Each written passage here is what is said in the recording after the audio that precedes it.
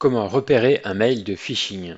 Dans ce tutoriel, nous allons analyser ensemble un mail réel de phishing et voir comment déceler cette arnaque ainsi que les éléments louches contenus dans ce courriel électronique frauduleux. Pour rappel, dans mon précédent tutoriel sur le phishing, la capsule numéro 15, j'abordais la partie théorique concernant l'hameçonnage. Ces éléments seront donc réutilisés dans ce tuto et considérés comme acquis. Donc si vous le souhaitez, vous pouvez au préalable revoir cette vidéo en cliquant tout en haut à droite ou sur le lien présent dans la description. Allez, assez de blabla, c'est parti.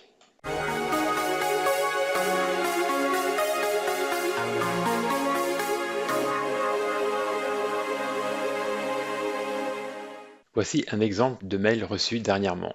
Un mail provenant soi-disant de la banque française Le Crédit Agricole. Comme évoqué dans le tutoriel sur la théorie du phishing, j'applique donc pour commencer le bon sens, en me posant certaines questions, à savoir, est-ce ma banque? Ai-je initié dernièrement des échanges avec cette banque? Suis-je en attente d'une réponse mail de leur part? Si ce n'est pas le cas, vous pouvez tout de suite mettre ce mail à la poubelle et vider celle-ci. Donc, premier warning, en ce qui me concerne, ce n'est pas ma banque. Deuxième warning, ce courrier ne suscite pas, contrairement à la plupart des cas de mails de phishing, une urgence à réagir, mais engendre plutôt cette fois-ci de la curiosité. Avec cette phrase, vous avez reçu des informations confidentielles, voulez-vous les voir? Tout cela donc pour nous inciter très fortement à cliquer sur le bouton bleu Connexion. En effet, le but ultime du pirate informatique, au travers de ce mail frauduleux, est de nous faire cliquer sur le bouton Connexion, afin d'exécuter très probablement un programme malicieux sur notre PC. Troisième warning, l'analyse de l'adresse mail de l'expéditeur de ce courrier, jusqu'ici très suspicieux. En effet, en passant juste la souris sur le destinataire, sans cliquer dessus, on voit alors apparaître dans le pop-up ou la petite fenêtre ceci. Comme évoqué dans le tuto sur la théorie du phishing, comme l'entreprise en question est le Crédit Agricole, on s'attendrait plutôt à voir un mail du style service-commercial créditagricole.fr ou contact créditagricole.fr. Private.moe.ae étant très différent du Crédit Agricole, soupçon donc de phishing. Quatrième warning, l'analyse de l'extension utilisée. .ae. Une rapide recherche sur Internet nous montre qu'on s'éloigne très vite de la France avec son extension la plus courante utilisée, c'est-à-dire le .fr. En effet, quand je tape sur mon moteur de recherche DuckDuckGo, par exemple la chaîne de caractères wiki pour Wikipédia extension.ae, je valide, je prends le premier lien, je traduis cette page en français. Je constate que le .ae correspond aux Émirats arabes unis. Étonnant, non? Pour un mail que je reçois en France de la part d'une banque française. Cinquième warning, analyse des liens contenus dans le mail de phishing. Souvent, tout en bas des mails, nous avons des mots-clés pointant vers d'autres URL quand on clique dessus.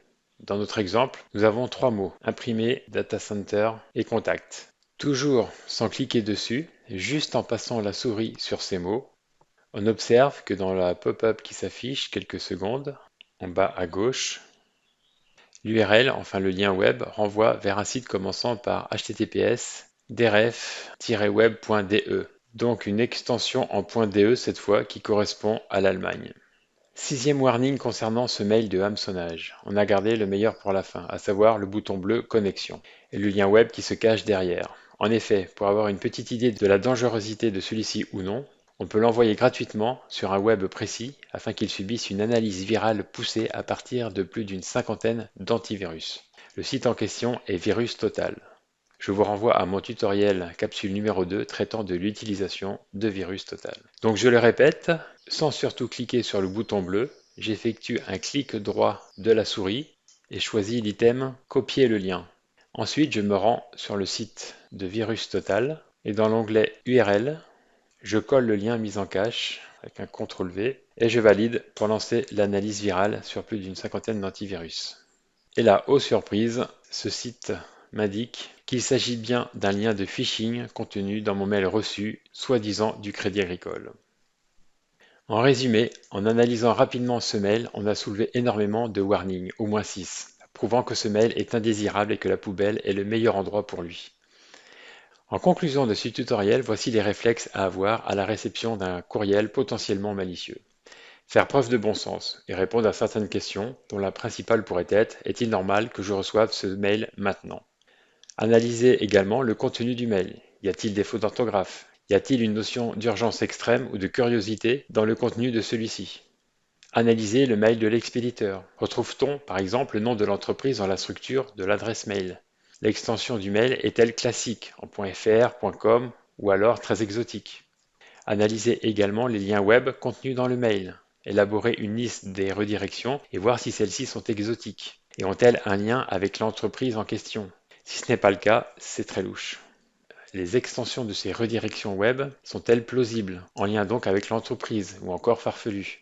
Utilise-t-on le protocole sécurisé HTTPS recommandé, le HTTP étant tout de suite plus suspicieux? Enfin, ces liens web sont-ils dangereux d'après une analyse virale en ligne effectuée sous le site de Virus Total? Et pour finir, les éventuelles pièces jointes au mail contiennent-elles des virus après là également une analyse virale en ligne sur le site de Virus Total? Pour info, dans le prochain tutoriel, on analysera un autre exemple de mail de phishing reçu, histoire de se perfectionner davantage aux tentatives de hameçonnage.